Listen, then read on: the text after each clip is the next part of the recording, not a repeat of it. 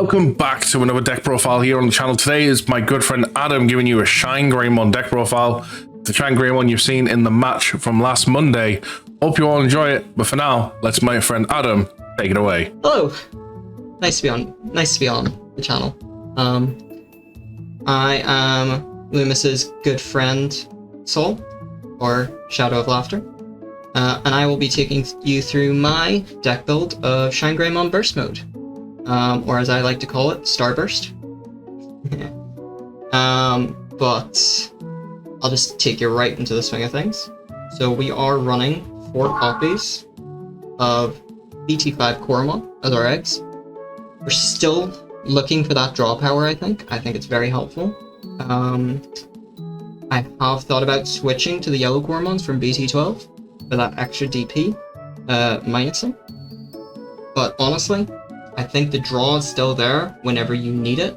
If you're not seeing your Tamers, which sometimes can happen now because you've gone down to 8 in the current deck with all of your Marcuses, that extra draw sometimes to see them can be very helpful.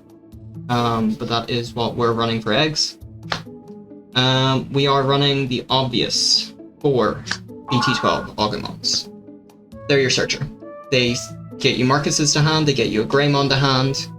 Mandatory for them in any Shine deck. There's just no questions about it, honestly. We are running 3 EX4 Agumons. These are for the memory gain, honestly. If you open these along with a searcher, or even you don't even need the searcher, but if you open these along with a Marcus, immediate Digivolve, and then play out your Marcus next turn. If it's the BT12 one, next turn, you've got a free Marcus. Immediately. Just very, very good. We are also running BT13 Agumon as a 3 of.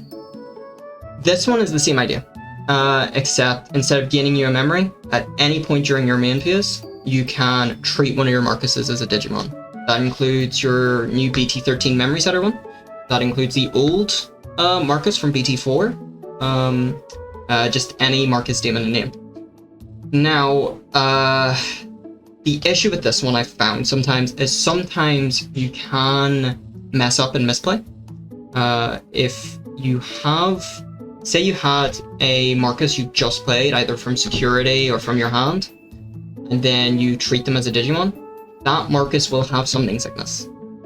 That didn't used to happen before, because you used to treat it at the start of main phase as a Digimon, whether or not it was. So if it wasn't there at start of main phase, it couldn't be a Digimon, so that can never come up. In this case, it can.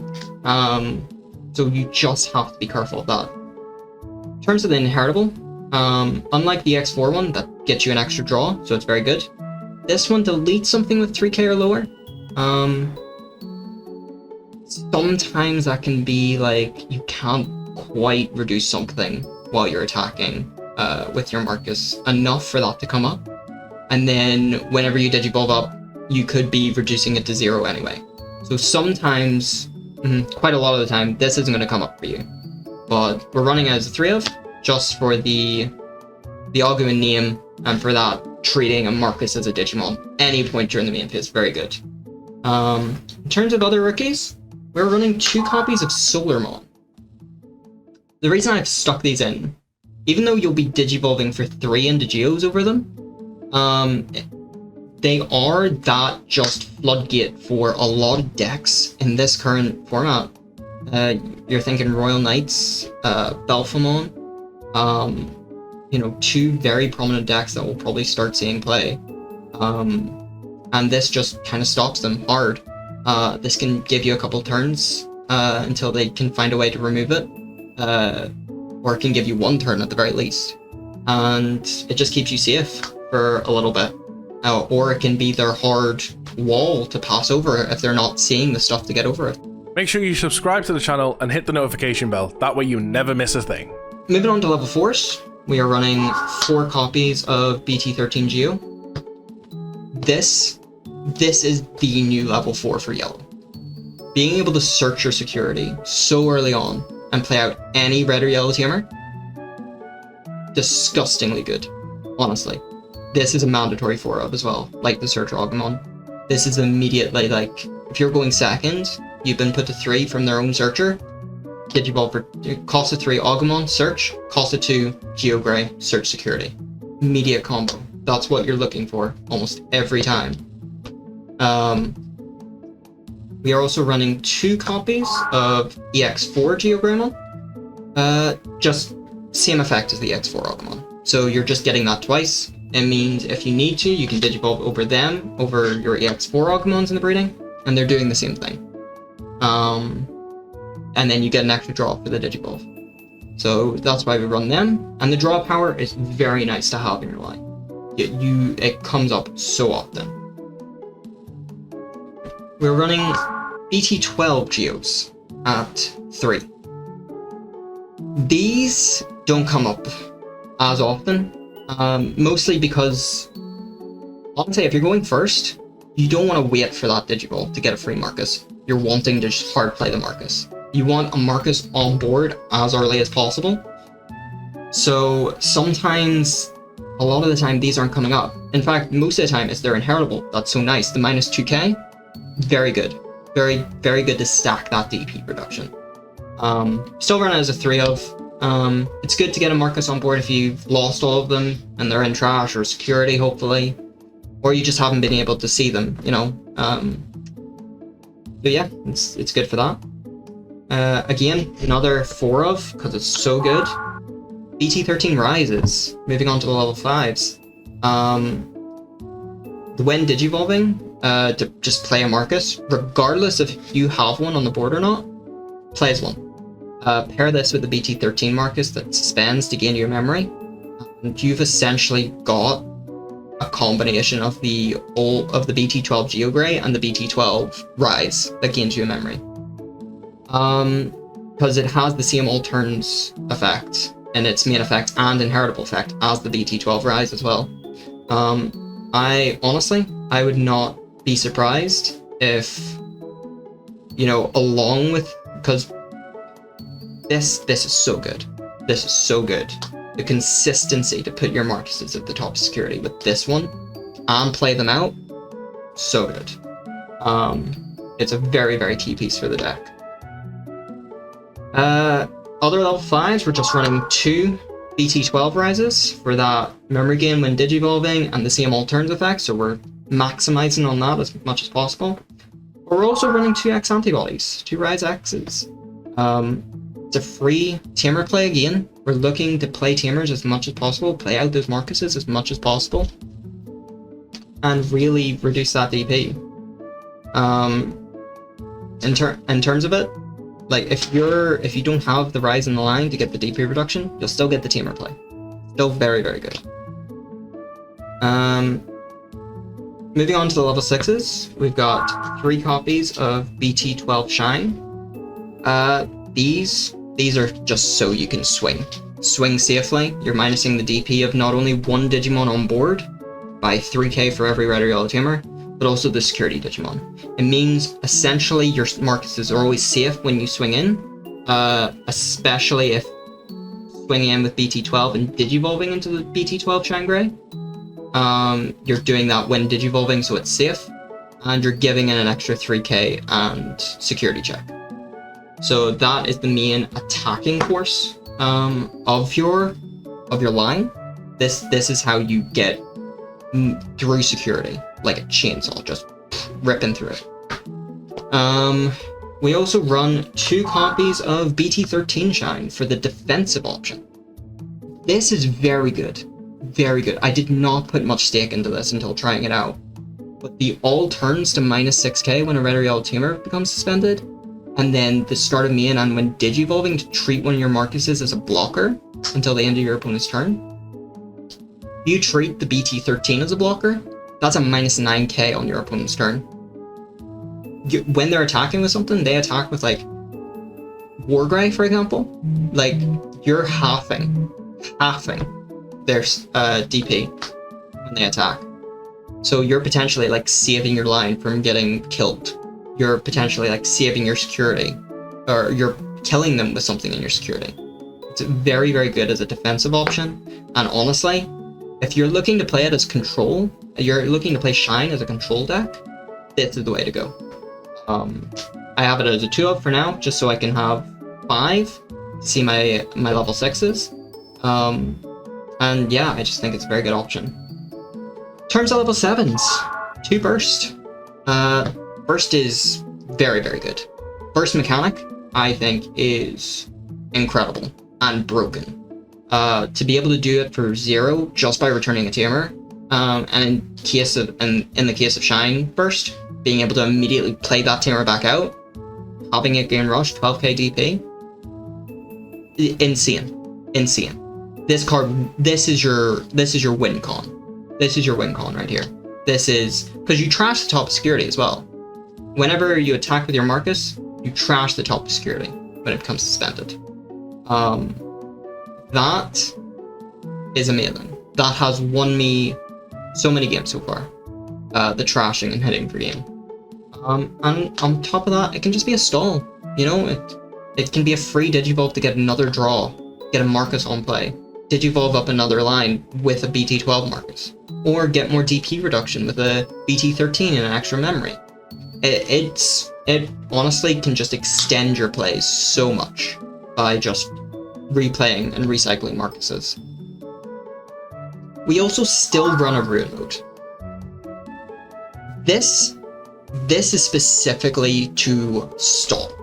This locks your opponent out of floodgates, locks your opponent out of Marcuses in the mirror match. This can lock them out of raising something too low. Playing searchers, because if they play a searcher, it immediately gets DP reduction and it doesn't get its own play effect. That's the ruling. You can recover on the end of attack if you swing with it. So if you Digivolve it for free with a Marcus and swing with the same turn, you end of attack delete one of your opponent's Digimon, recover 1, and then if you have a Tamer in play, hatch a free egg if it's a free space. And then you're minusing another 5 on deletion. So that's 10k to their board until the end of their turn. Something else to note, if they kill it, if you Digivolve for full cost, apply the -5, and then they kill it on their turn, this is the same wording as Crimson Blade used to be, and it hasn't been errated yet. Could be in the future, but it hasn't been errated yet. Where it says they get the -5 until the end of their next turn. So if they've killed it on their turn, their board is -5 for another 2 turns. Yours and then theirs again. So that can just be a really good stop. A really good stall-y card to stop them seeing pieces, stop them raising key pieces. Still very, very good. You could swap it to a 3rd burst mode if you wanted to just go full steam, full gas. But I think it's there for the option of just stalling. I think it's very good. Moving on to Tamers, we've got 4 copies of BT13 Marcus. The Memory Fixer, the Memory Setter. Insanely good. Everything in this deck works so perfectly together. Being able to unplay, suspend him, and then -3k something.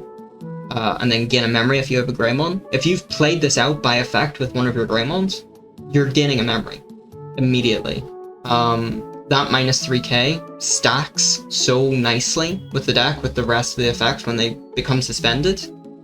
Get you draw power, depending on what Agumon or what Geogray you've Digivolved over. And then if you treat them as a blocker with your Shine from this set, from BT13 as well, again, I'm saying that -9k can really put your opponent into a tight squeeze. And then we've got the obvious 4 BT12 Marcus. Until they hit him, they might hit him in a ban list. Honestly, some people say yes, they should. I don't know what to tell you. This is very, very useful. This gets you free Digivolve. Free Digivolve just by swinging. With pairing with the Agumons and Geograys that get him essentially for no memory as well, can be very nice. There has been times where I've just not seen my pieces. That's the issue with this. This lets you Digivolve into the pieces, but you need them in hand. If you don't have them in hand, It can be heartbreaking, honestly. But like, that's why you run the AX4 stuff for that draw power, so that you're potentially drawing into the pieces before you have to resolve his own effect. Apart from that, you know, you run it at 4. You run 4 of each. It's just needed until, it's just how you do it until like he gets hit. And then you can start slashing in your old red and yellow Tamers like Titankaris and stuff like that. But there's just no better option, because most of your stuff is now saying play Marcuses rather than red or yellow Tamers. You're wanting as many Marcuses as possible. Finally, we have options. I run 5 options in the deck. I run 1 copy of Final Shining Burst. Gives minus 12k until the end of your opponent's turn. That's very rare in this deck. Most of the DP reduction is until the end of your own turn. So to be able to give it until the end of your opponent's turn as a permanent DP reduction, that means their big thing is swinging for a lot smaller. A lot smaller of a hit. And then you can play a Marcus. Regardless, again, if you have Marcuses already, it plays a Marcus afterwards. And it's not dependent on Tamers for the DP reduction. It's always 12k. Always 12k. Which is very nice. Opposed to something like Sunrise Buster, which, again, it plays the red or yellow Tamer. So this was hit to 1 for a reason. Honestly, the only thing keeping the other options that have the same, like the Final Shining Glass, from being hit is because they specifically say Marcus. If they were all like Sunrise, where they just said a yellow or red Tamer, they'd be hit. They'd be hit too, because it would be splashed and everything. But the minus 3 to one of your Digimon for every red or yellow Tamer, very nice. Very nice. It's essentially the Shinegreymon from BT12. But it plays a Tamer as well. So very good. You need to run it. Personally, like, the only thing I would say instead of running it is run 2 Shining Blast instead of the 1. I run the 1 because it does do up to 3 Digimon on your opponent's board. So for Swarm decks like Bloomlord, or for Jasmine, for like the Sistermons and stuff, this can really just pick and choose pieces to get the DP2, and you can really spread it around, and you don't have to focus on something. Also, it plays a Marcus. It plays the Marcus before the DP reduction, so that can be a bit helpful if you don't have a Marcus yet. But even if you don't play a Marcus, you still get that DP reduction on up to 3 things. So that's regardless. You could, if you want, not run it. I run it for the Swarm decks, for that option of just spreading the DP around. Finally, our last 2 cards are 2 copies of Odin's Breath. Now this is a nice wee option. Its main effect and its security effect are, well, its security effect is the same as the main, but it will give something minus 3k until the end of the opponent's turn. So again, it gives it permanently for until the end of your opponent's turn. If you're hard playing this from hand, that DP is permanent. Then, if there are 6 or fewer total cards in both players' security stacks, you're giving security attack minus 1 to their board as a floating effect. It's great. It means any Digimon they bring onto the board, whether it has rush, whether it is raised, none of that can swing and do any damage to you unless it has pluses to it. This is a really good counter to something like Royal Knights, because they can play out as many Digimon as they want from under Yggdrasil, but if they hit this in security, it won't matter. They've gone to endgame and they can't capitalize on it. They can't hit for game. Apart from that, any other deck, if they hit this in security, if they're going for game, any OTK deck, this is a hard stop to. And what's so nice about it as well is because of the deck it was made for, the barrier deck, it also activates when it's trashed from security. So any deck that's trashing your security, Leopardmon, Chaosdramon,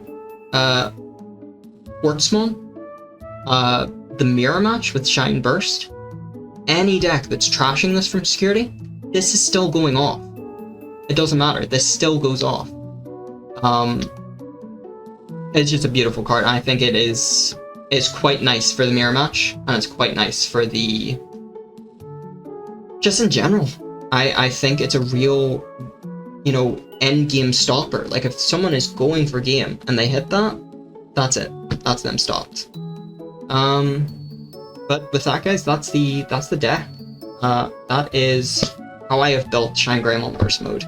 I have tried to build it with the knowledge of what the meta is going to be, that I'm going to see quite a few mirror matches, that I'm going to see quite a few Royal Knights, alphas, probably, with purple players. You know, I've tried to make this as rounded as I can. So not just focusing on the shine line, but trusting that it's always going to be there, and running some options like Solars and Odin's Breath to stop my opponent. With that being said, guys, thank you for watching. Thank you for having me on your channel, Lumi, and hope to be back soon. Hopefully you've already seen the match I've played with Lumi on this. But, yeah. Bye, guys.